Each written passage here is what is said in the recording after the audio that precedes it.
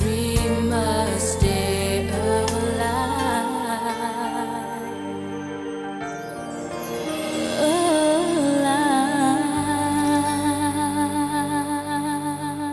Let me tell you something about myself. I love fire. Always have. Love dropping a match and watching the show. The colors it makes. That magical glow. I will burn anything to see that glow. Buildings, cars, people.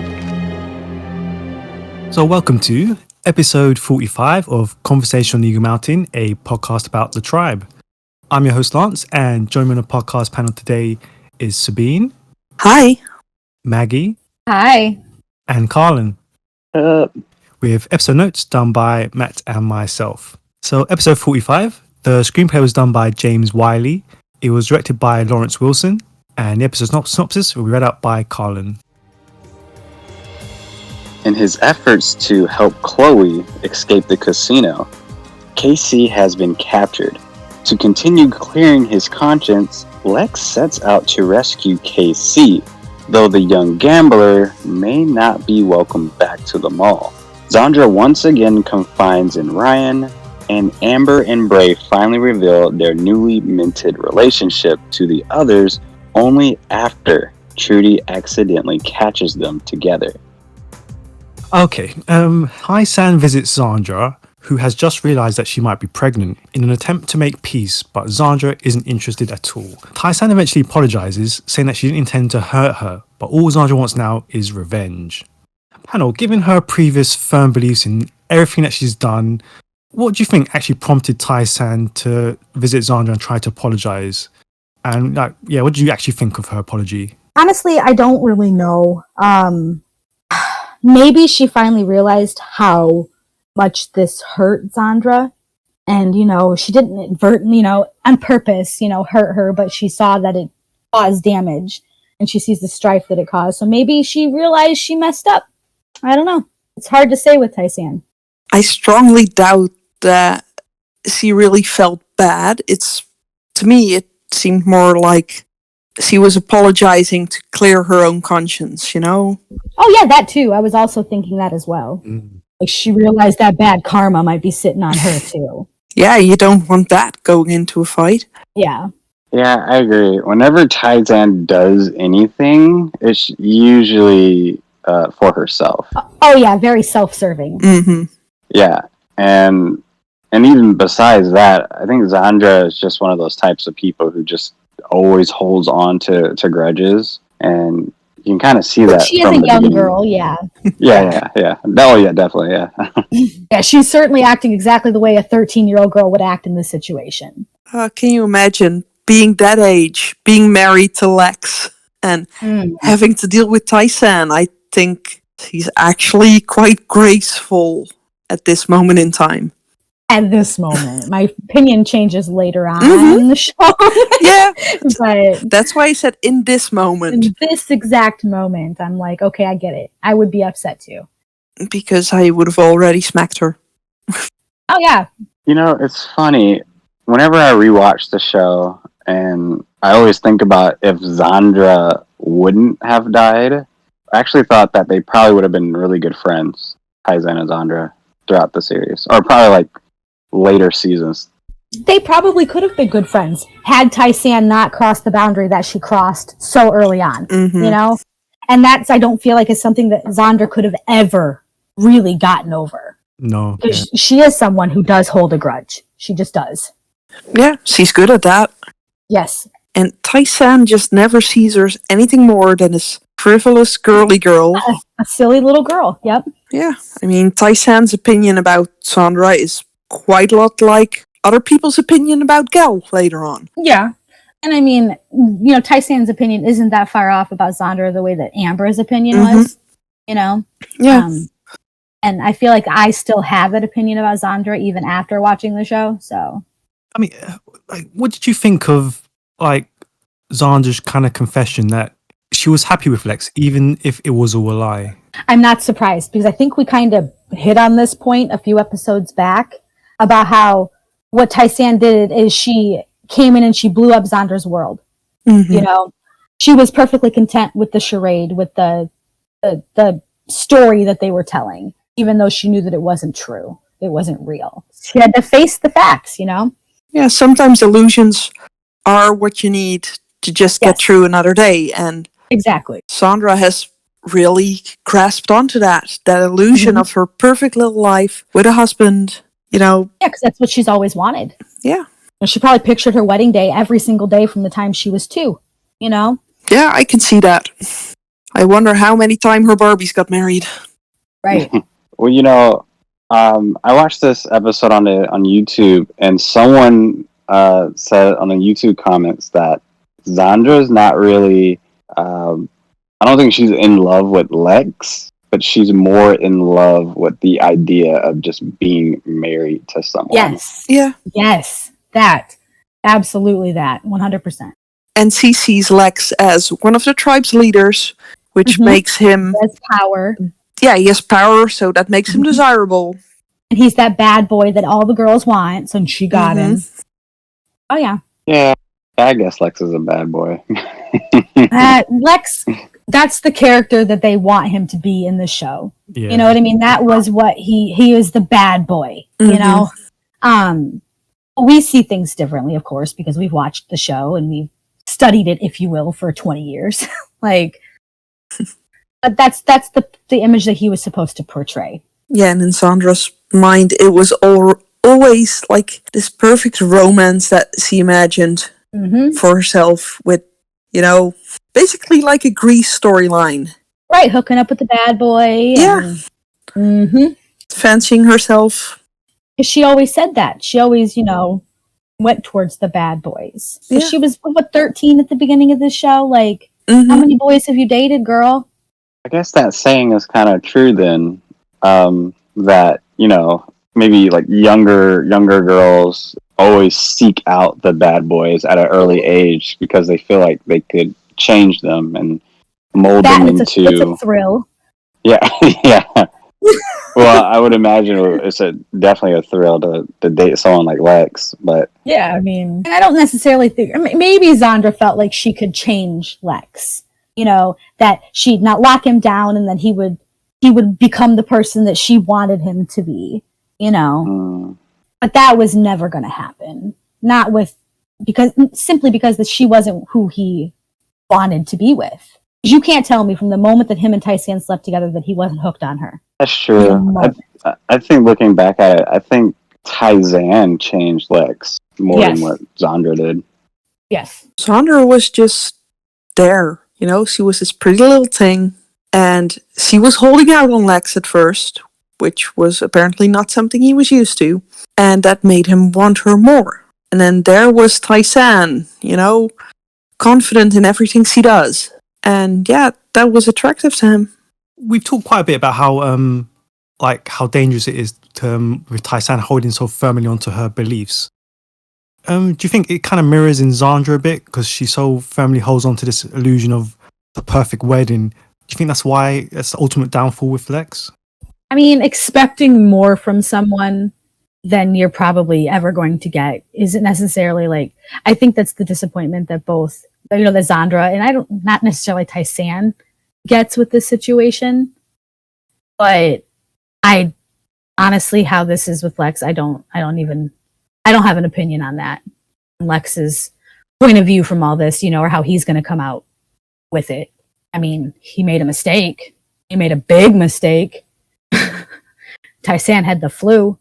I mean, she's got to play some part in this, you know, take some blame for this.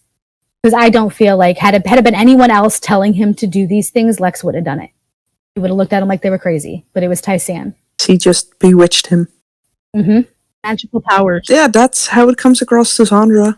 Oh, for sure. And that's the way it is. I mean, because had Ryan told him to do this, had Celine, had even Amber told him to do this, he wouldn't have done it. He'd have been like, you are insane. I don't have anything to atone for. Agree.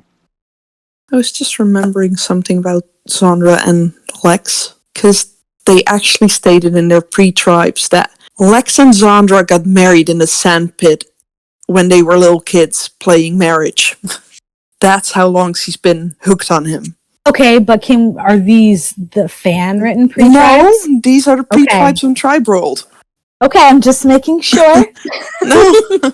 I can see that they've known each other for forever, and that's why, she had her heart set on Lex, even after seeing his true colors and what type of person he was. She was like, no, this was what I want. This is my dream. This is what's going to happen. Mm-hmm.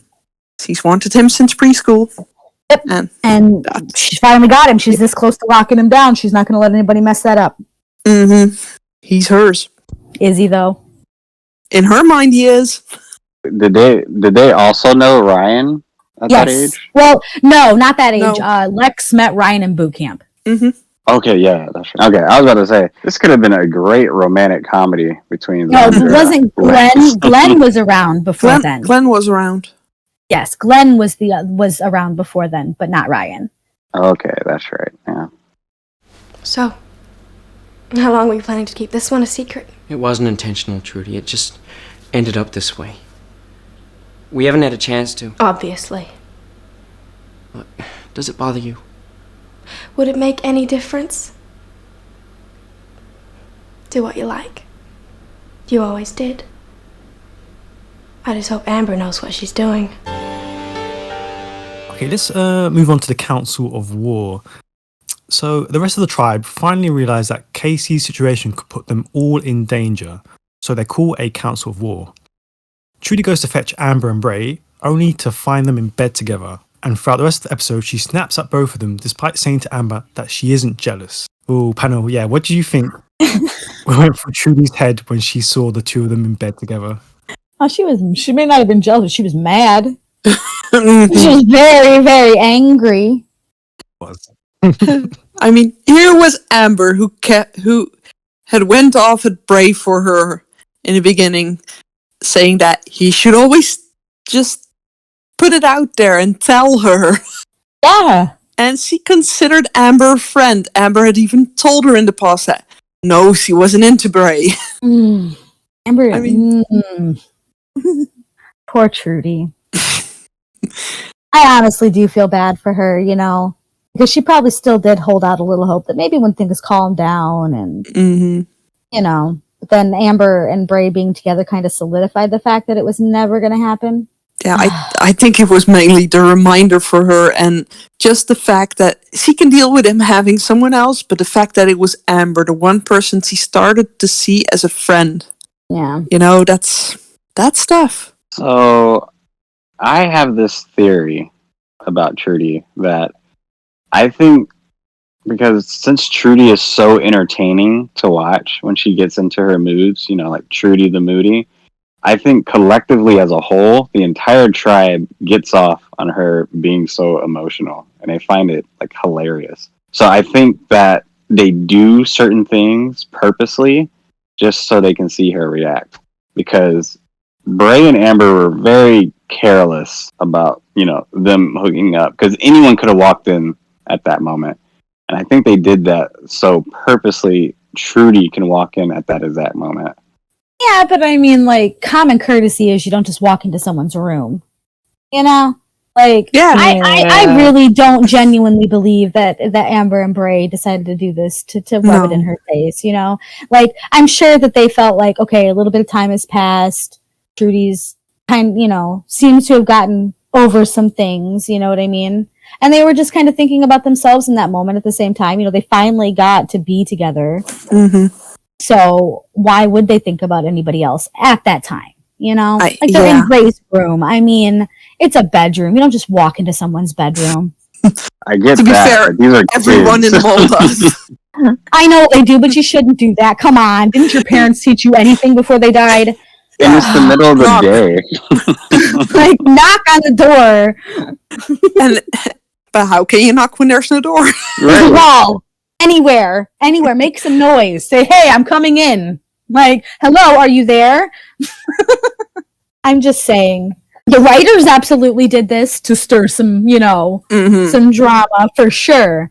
But to go down and say, I don't think the characters did. I don't think it was, I mean, if they wanted to hurt Trudy and rub it in her face, they would have been making out on the cafe table. Right, they would have done it in front of everybody. They wouldn't have, hid it or thought to hide it. They would have just not cared. But Not in front of everybody though. It's in front of Trudy. yeah, but she walked into Bray's room. Yeah, and I mean, this is Bray. You can expect him to have a woman in there. Exactly. Or not have a shirt on. I mean, that's not uncommon either. But it's his bedroom. To be fair, I can imagine purposely walking into Bray's room just for the reason of him probably having no shirt on. Oh yeah, that'd be fun. I would not be opposed to that. I mean, that wouldn't put me off of walking into that bedroom. Maybe she was hoping. There's a thumbnail of an episode on season 2, and it's just Bray shirtless. Oh yeah, I'm sure there is. I'm not surprised at all. Just one. Just one. Yeah, so I'm like, really? There's not more? There might be more. There are animated GIFs of Bray shirtless, so... Yes, I have them. Oh, poor Trudy, though. It probably was a slap in the face, okay? For her to walk into that room and to see them in bed together. And they were very nonchalant about it. Bray's just like, hey, what's going on? So, I mean, she probably, on top of being angry, she's probably really really? Really? And with the girl I befriended? Seriously, Bray? Right. The one I confided in, the one who knew everything, the one who told me that you were nothing. Okay. Yeah. It's always the blondes. Yeah, they should have been told everybody about their little relationship. And Tai-San was the only one that knew. And it was just because she saw them holding hands. See, I thought we were already past that. I thought that I was a little bit further when I watched this episode today. And I'm like, wait a minute. It's only been a couple of days since the whole pilot. It's not. You do got to take that into account too. The time frame of this show is so crazy. But yeah, I can understand why Trudy's hurt. It is never nice to see someone you still holding out hope for. Well, even if she wasn't, even if she wasn't holding out hope, what Sabine said about Amber becoming her friend and whatnot, and Trudy straight up asking her, "Do you like him?" All those episodes ago. And she told her no. Yeah. I mean, she that was complicated at the time. I know it was. And that's the thing is I give Amber the benefit of the doubt in this situation because it was complicated, but that's just doesn't matter how complicated it is, it's still going to affect Trudy in the way that it affected her. And it's still going to hurt her in the way that it did. Even that's the intentions. Intentions mean nothing in these situations. And she tried so hard, to just say, no, I know, but Bray isn't Brady's dad, Zoot's her father. She kept saying, yeah, I know, he's a free agent. He can do what he wants. Yeah. Which is quite a bit of progress for her. Oh, of course. Yeah. And I'll give Trudy props for, how she handled it, even though she was being moody Trudy, which is fine. It was definitely a switch up from broody Bray. I think she wanted to react differently than how she did. I think she just didn't have any objects in her grasp. Oh yeah, she had the baby. What's she gonna do? Throw it? No. Yeah.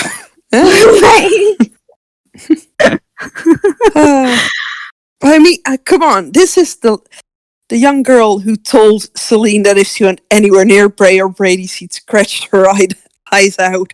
And here she is, not giving Amber trouble over it. Yeah, and I think she's like, I'm not going to give them the satisfaction. No. I'm not going to give them the satisfaction to see me explode. And I think that shows a lot of growth in Trudy. Yeah. Oh, absolutely. I could not stop talking about how much I loved her today. And I do love her snarky remarks to Bray, Oh, yeah. Why didn't people tell us sooner? Well, you were busy. She made that comment about how long it'll last. I also want to point out this is the start of Amber taking people's men. I almost said that about 5 minutes ago, but I was like, nah, gonna let that one go. That's the start. Wait. Bray is a free agent. doesn't Amber is a matter. free agent. It doesn't matter if he was a free agent. That's She's not taking that's a anybody. In That's a Trudy's code. mind, they were married. No. Okay. That's a code. This isn't Tai-san taking a married man. No. You see, this is a No. code. I will not let this stand. No. No. Say This is a code. Even just like in season 2, when Dale had like feelings for Ellie, and then Jack was still kind of liking her. You still can't, as Dale, you can't do anything because that's your friend's crush. He's. I got some. When we go to that, I got some things to say. But yeah, for me, this was. I'm so sure that Trudy had flashbacks to this moment years later on when. Absolutely, she did. You can't tell me. If you want to bring up season 5, absolutely, I'll have there's no arguments there. But for now, no. No, yeah, I'm talking about season 5, so we're good. But in Trudy's mind, it's just something that happened again. The season 5, the moment in season 5 still feel like, Amber's done it again. Yeah, I mean, for sure, there definitely has to be some flashbacks there. I think in this situation, she, lost out with Bray again to someone else. Ebony was the first one. And then, here's Amber. Won't count Celine. I'm sorry, can't do it. But, yeah, I mean, poor freaking Trudy. That poor girl. The writers, you guys are bad people. Shame on you. Shame. Give this 14-year-old girl a baby, and then you're like, nah, you're never going to get loved. Well, it seems like Amber only wants men who are in some they're like in some kind of romance with somebody. Doesn't mean they're in a relationship. Complicated men. Yeah, well, she also didn't stick around with Sasha very long. She said, nah, I'm good. Sasha was like physically unavailable. Right, exactly. He was physically unattainable. You are correct. As she does. She seems to like. I don't get it. Maybe she likes to win.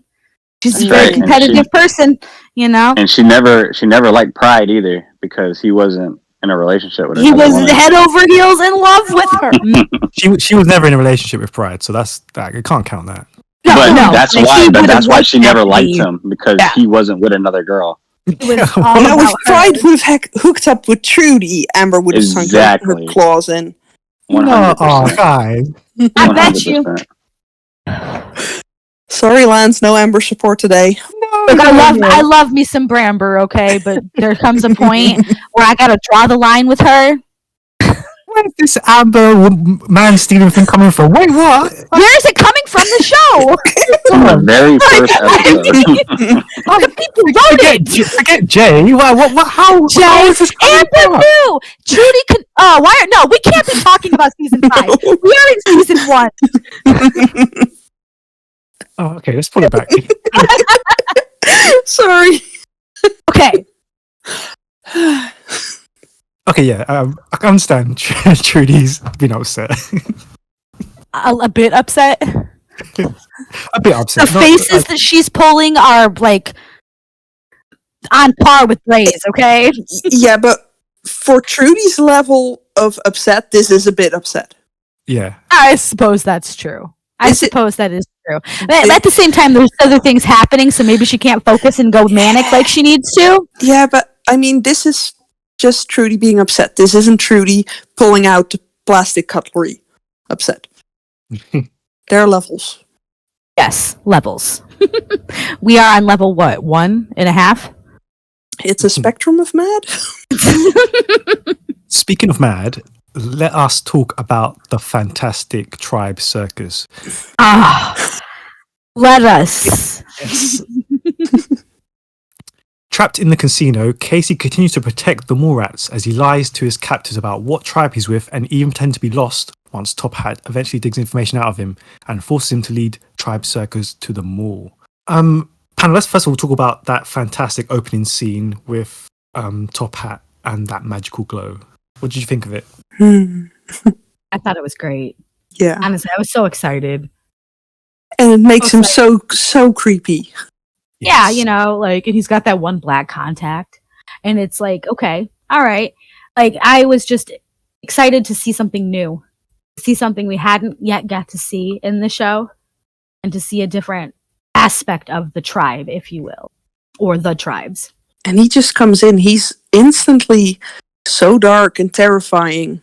He draws you in. He makes you want to focus on what he's doing and what he's saying. And he comes across as absolutely psycho. Yeah. I mean, we see this later when even Bray admits that he's scared of him. Top Hat is not a guy to mess with. And you can see that from the first glance. Oh, for sure. For sure. Absolutely. He pulls up on that motorcycle and I'm like, oh. That's trouble. Mm-hmm. Yeah, from the hat, the hair, the outfit, makeup. Yeah, so even everything. his makeup, the lipstick is like on point. And the accent. Everything. Mm-hmm. Yeah, everything about him is just it's kind of like I don't know. It's kind of like a Darth Vader of the tribe. Has this kind of chilling voice as well.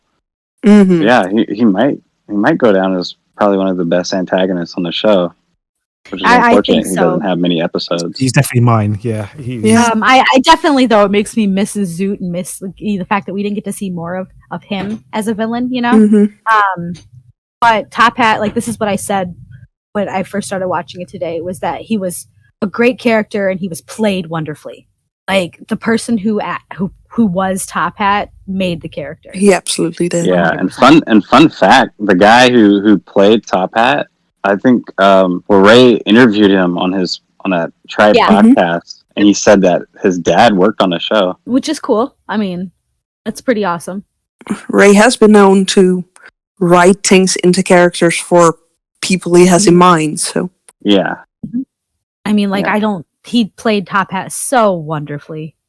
He was perfect for it. Absolutely. I agree. Like, he makes you hate him from the moment that he speaks. You're like, oh, okay, I'm not going to like you. And that's what it makes him such a good character. And kudos to KC, He was. Oh, for sure. That little boy was so brave. I definitely have to give it to KC. He held his cool and played it really well. I was well done. I can't say anything bad about him. Well done. Yeah, and he wouldn't have done anything. He did not do anything that any of the others wouldn't have done. No. I he did better than some of the others would have done, yeah. Yeah. If it had been Celine who was captured, she would have given in within a second. Yeah. Same with Patsy. Mm-hmm. And Chloe, and I think even Tysan would have. You saw her; she was scared. Yeah. Like Tysan might have tried to work her magic on him, tried to join the circus, but she'd have been perfect for the circus. Mm-hmm. The lady with the crystal ball. She could have changed their ways. Oh my god, is that crazy? That she would fit right. Yeah, she that would have been a nightmare. We can't be so violent. We can't be so violent. We got to work on our good karma here. We gotta work on this.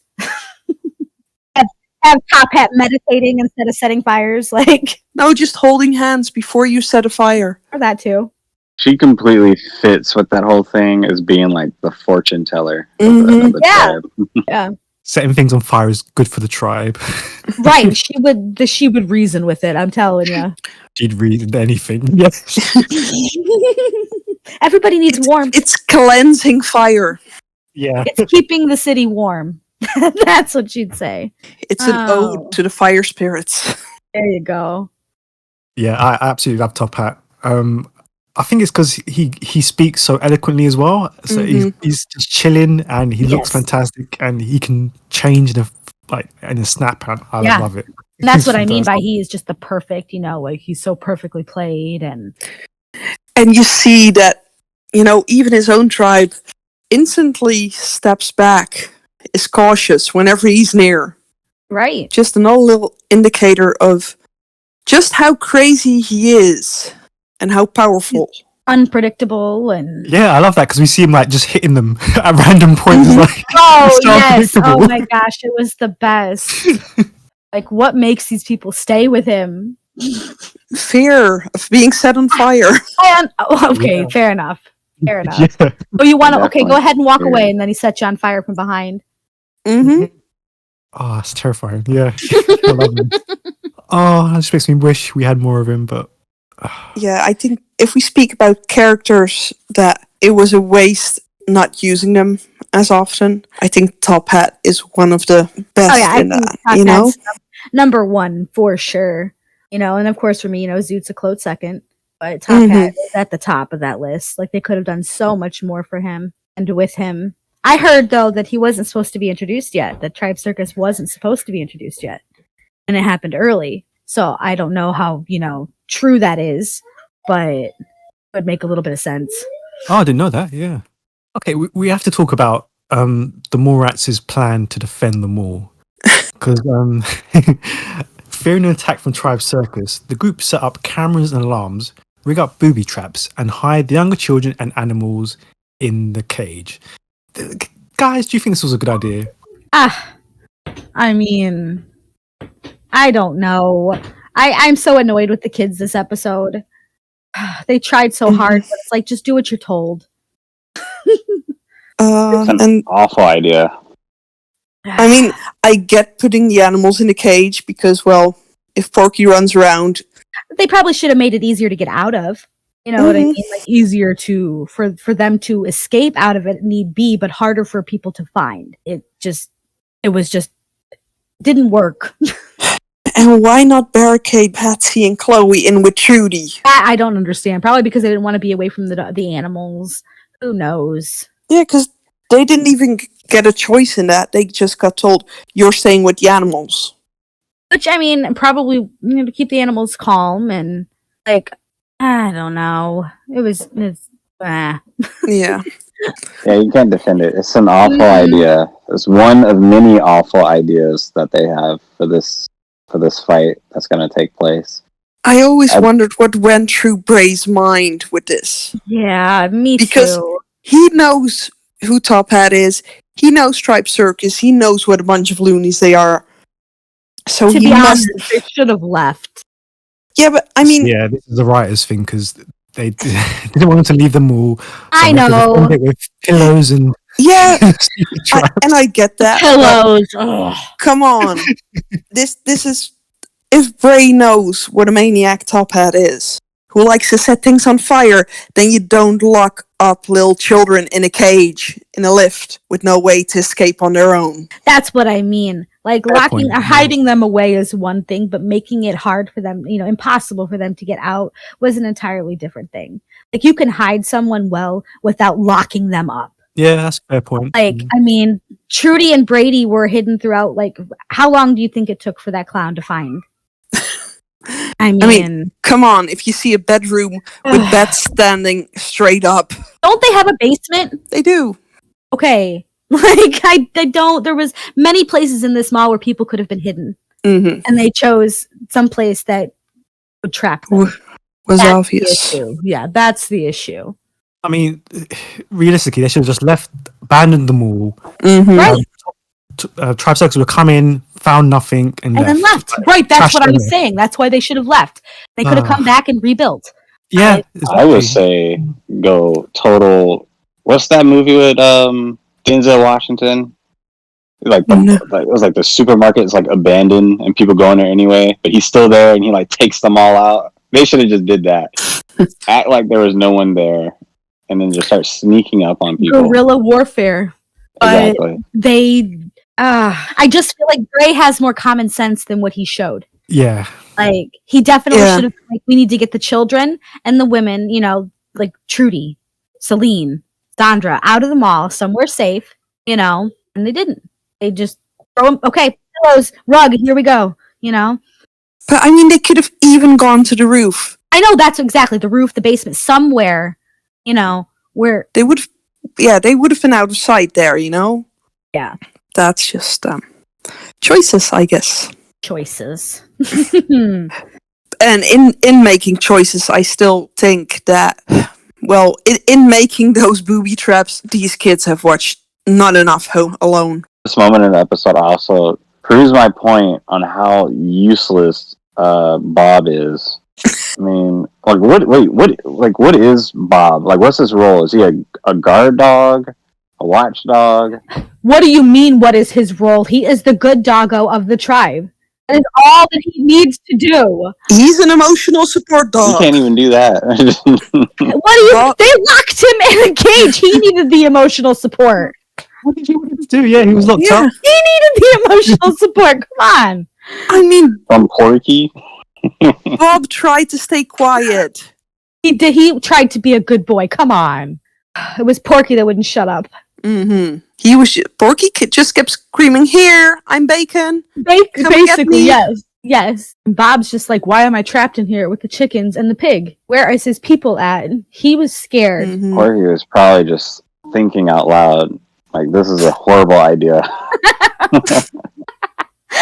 He might have been. Are you guys dumb? Asking the important questions. And they should have had Chloe and Patsy out there fighting along with them. But they. I mean, we've seen before.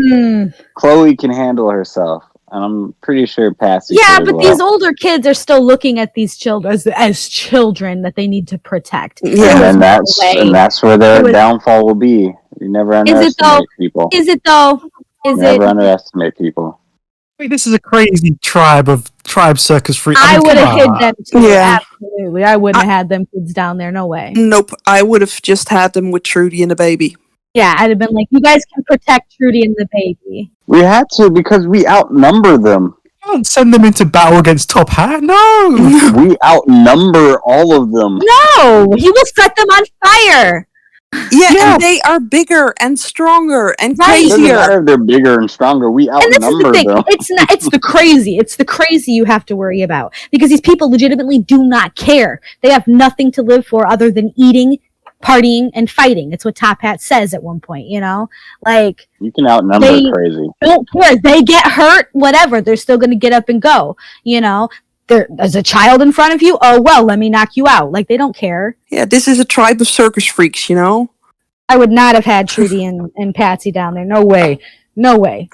Maybe that's just because I don't maybe like not Patsy. Trudy. Whatever. Well, maybe I mean, Trudy. Chloe. Trudy, maybe. Dude, I'd have let Trudy go. Absolutely. Give her a frying pan. She's got this. Like, plastic knife, no problem. Okay, well, here's the thing. Because Casey is practically the same age as Chloe and Patsy, Okay. would you have you fight? No. I didn't want, I was like, Casey, you need to go somewhere. Like, you were going to get hurt. He's a child as well. However, can I say this? This is probably the way that they were looking at things. He's a boy. He's a boy. They are girls. He's a boy and he's street smart. He knows how to protect himself. That, and he's the one that led them there. Of course, he should do something. But even then, I would personally feel more comfortable fighting alongside with Chloe or Patsy rather than Casey or Dale. See, I was nervous about having Jack anywhere near the fight, Jack okay? too. Like, he ranks up there with Chloe and Patsy for me. So, No. Chloe is better at self-defense than Jack is. 100%. Yeah. But, True. you know, Del, we know the boy can swing a baseball bat. Dell's got it. He's got it, okay? He did well. He's practical. Until he did well until he no longer did well. Like, Yeah. I mean... Yeah, I think advocating for child fighters it just goes against the theme of the shows. But hey, at least no one suggested Brady should fight. But they could have slung dirty nappies at people. That's effective. They explode. Oh. It's fight with what you got. Right. They have a baby, so they have dirty nappies. And that's hard to clean up. Missed opportunity. Missed opportunity indeed. Lex, nice of you to drop by. Missed me, have you? Have you forgotten who I am? Queen of the Locos, supreme ruler of this palace of the city. Yeah. Nice pool. You may drown in it later. Look, Ebony, let's not get nasty. Remember the good times? The fun you had at my expense? What do you want, Lex? You're wasting my time. Let's talk about Lex's deal with Ebony. Because realizing that the Morats are in danger, he goes to the Locos and pleads with Ebony for help. Yeah, panel. Did you think that was so surprising that Lex went to Ebony, or do you think it just shows how desperate he is to save the Morettes? It was desperate and it was smart. Yeah, like I think it was both. I think he knew if anybody was going to be able to help with Tribe Circus, it was going to be the Locos.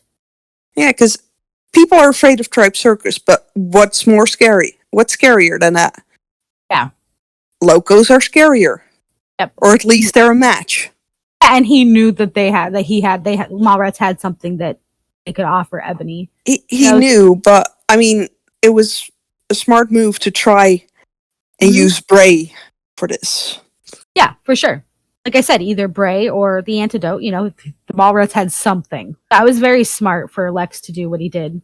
And it showed at that point, I think, how much he did care for the Mallrats. Mm-hmm. And how much he did consider them family, because he knew how dangerous it would be to go to Ebony in the state that he was in. I'm actually pretty proud of him for that, and I'm a little annoyed that people, held it against him. Yeah, I mean, it was definitely a smart play by Lex, because, I mean, thinking of every other tribe that's, existed as of that episode, I don't think any of the leaders would have been forthcoming to talking to Lex about his problems. Nobody knew they knew the Mallrats existed, but, not as much. No one cared, and no one knew where they were living. Yeah. And they weren't important enough to help. And they have a history with Ebony. Yeah. Lex, not just does Lex have a small history with Ebony, but he knows that Bray does as well. He knows Bray has that history. He knows that, who Zoot was. And exactly, yep.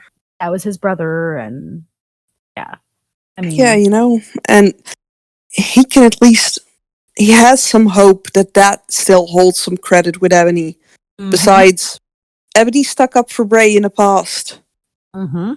He made his way home, even though she followed him. But yeah. She made sure he made his way home without too many scratches on him. Right. So she must care. And Lex does have this good view of how women see Bray. Mm-hmm.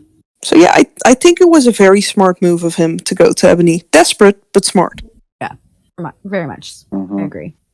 We also haven't seen Ebony since the tribal gathering. Did it surprise you at all to hear that she almost lost the Locos due to the events there? Not really.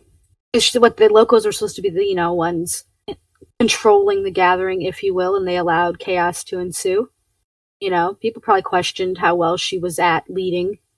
Mm-hmm. And how well the Locos were at what they did, or what they are, how strong are they really, if they allowed these nobodies to get the upper hand, and to start this riot, if you will. Understandable how the city would be like, wait a second. And I think there were probably some Locos who used that moment in time to their advantage. Yeah, to try to seize power or, whatever it may be. Yeah, I agree. Not much of a surprise. I did find it interesting that we do keep seeing the same Locos with her from the beginning. Oh, they must be her personal guards, It's her king's guard, sorry, her queen's guard. Her Praetorians. Yes. Mm-hmm. Well, and amongst these people, we see people who later do become the higher guards for the Guardian. I know, I was laughing a little bit when we first saw Luke. With the guards. No, the guards at the gambling den, and I'm like, oh, look, it's Spike. I go, wait, it's not Spike yet, but it's gonna be Spike. Mm-hmm. And then I'm looking at the guards at the hotel, and I'm like, is Spike there? Is he playing two people right now? What's happening, Well, she has her hand in everything, so you never know. Mm-hmm. It's all right. I still get a kick out of Mega dressing Lex in season 2. Mm-hmm. That raises an interesting question that doesn't completely get answered. When do you think the kind of main chosen were forged? Was it immediately after Zoot's death was known, or do you think it was the tribal gathering? I think it might have been around the tribal gathering, because there were a lot of Locos there. And let's not forget, Jaffa does have a history with Zoot. Went to the same... Yeah. They go back. He was in the same class as Martin and Trudy were. So yeah, Bray causing crap on during the gathering might have been that one tiny thing that made him realize, wait, we can do something else. Yeah. I mean, I feel like it happened after Zoot died. Like, I can see Jaffa being like, wait a second, he's gone. This is my god, you know what I mean? And then almost immediately deflecting because he's not going to follow Ebony. Oh, he wasn't going to follow Ebony, but I think he did keep a close eye on her and managed to just sneak off followers of her. Maybe. You know, he is the guy. I just feel like it makes more sense for him to have deflected as soon as Zoot died. You know, like for him to decide, no, I don't want to be a loco anymore. This is what we're going to do. And then create whatever, you know, the chosen is.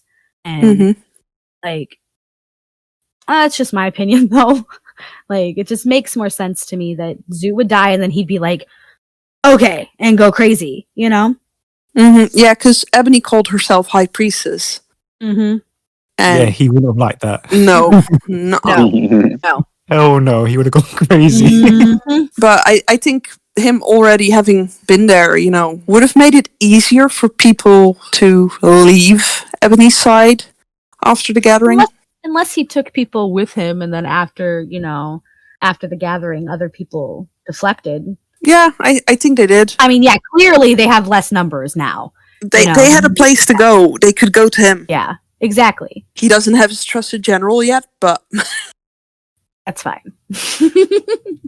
Someday Luke will join him. It does, you know, tie in everything for me though, that we get to see moments of Luke as a loco. Yeah, I like the continuity with that. It's one thing to use, you know, actors as extras and then eventually give them a role, like with Mega, you know what I mean? Like, you see him as, you know, a guard at Tribe Circus, and then you see him as something else in season 2, which just blows my mind. And then all of a sudden he is what he is, and it's like, well, you could have. I don't know. It just doesn't sit right with me to make him such a big character later on, but to use him for such a small role for nothing in the beginning. Whereas Luke, you know, he is something bigger in season 3 or, you know, season 2. And in the show, he has a backstory. Shows, you know, yes, his backstory makes sense.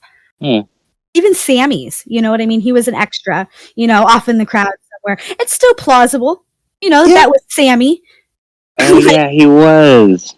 Yeah, like, it's still absolutely 100%, you know, plausible if this was just some random kid on the streets and then Mouse happens upon him and here we are, you know? Like, but with other characters, it just doesn't, I don't know. I don't like it. I was going to mention Java and Siva, but we'll leave that for Remember, season 1. I hated how that was plowed back into the... Yes. We'll get to that. I brought you something. A token. In case, well, you know. The peace symbol. From when I thought I could change the world. Before it changed forever without telling me first. What are they? Well, that's my front door, back door, and padlock to my first bike. The keys to my heart. I haven't got anything for you. No, wait. This ring, my dad gave it to me. So that leads us to our final thoughts of the episode. So with Tribe Circus's attack imminent, Bray and Amber exchange love tokens in preparation for the worst. Panel, what did you think of this scene? Knowing what I know in the future, it's hard for me. I love it. It's cute. It's adorable. Good for them. As teenagers, this is absolutely what they should be doing, you know. But, just hard. It's one of those rare moments where I like them together. As I'm saying, it was absolutely adorable. You know, cuter than the scene where they first kiss with the eyelash on the lip. Adorable. Yeah. This was very romantic, and I like the scene, but I don't know. To me, in my opinion, Bray was always supposed to be with Ebony. At least to me. There's more. La. I can't. There's more chemistry there. Chemistry may exist, but there's no way that Bray could have ever allowed himself to actually love somebody with the moral character that Ebony has. Bray has standards. Yes. But that's why. Amber doesn't have standards. Amber is a much better match. Like, Bray would have never agreed with half of the stuff that Ebony did, but however, maybe he could have stopped her from acting the way that she acted. Who knows? Okay, I'm still reading the books, but if he finds out that you're like, oh, she's with Jay now, but how did she get with Jay? If he finds that out, there's no difference. Yeah, there is. Ebony's done a lot of crappy things. She's done a lot of crappy things, but you can. No, she has done a lot of things. She ruined lives. I understand that, but you can. There's some things you cannot come back from, and there are some things that Bray would never be able to forgive her for. But here's the thing. Everything that Ebony has done, you can understand why she's. No! Don't get me wrong. I love Ebony. She is absolutely my favorite female character in the show by far. Okay? But that's the opposite of Amber. We don't know what Amber thinks. Ebony why and she does. Bray never would have been okay long term. Amber would have never Ebony and gone Lex. as far. No, I'm not buying that. Give me Ebony and Lex any day. I'm not buying that either. The moment Bray lost the beginning moments of childhood with his child, thanks to Ebony, that was never going to be a reconciliation. Exactly. After It was never ever. There was no way. She robbed him of that moment. And Absolutely, she can did. never get back. And she robbed him of how long with Amber? Yeah. Like, there's no way. Like, no. I absolutely agree. They had better chemistry, but they had great chemistry. You can't build just on chemistry. No.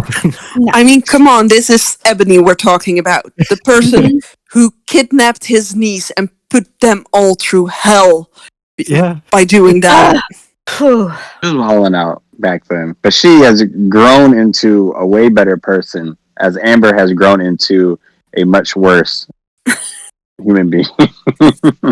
It's a take. She had a little taste of that Trudy and Bray thing, and now she went in for the whole cake with the J. And it's awful. Let's not just blame Amber for the J and Amber. Please. No.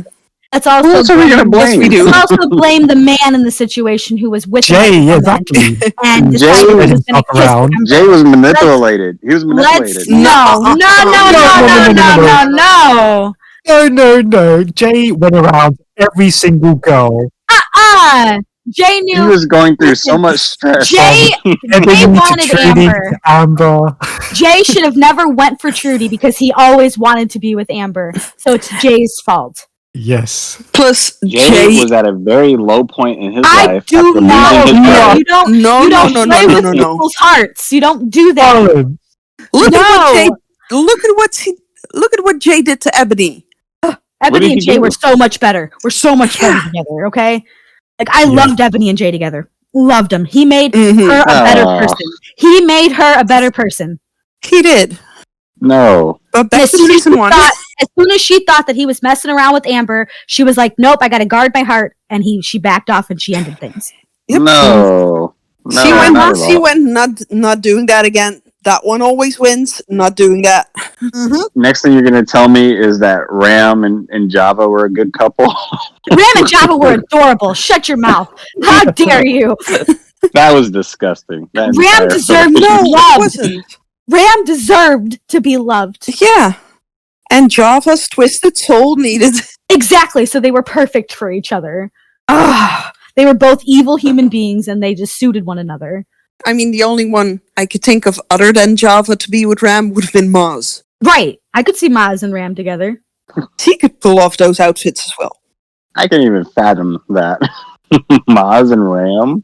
I can, simply because Maz would definitely put Ram in his place. She'd have him walking on his knees to her, okay? Like, that's what he needs. He needs a strong woman that's going to be like, nuh-uh, you are not going to do this today, sir.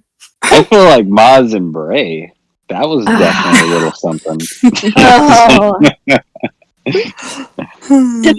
To me, right now, that just feels dirty.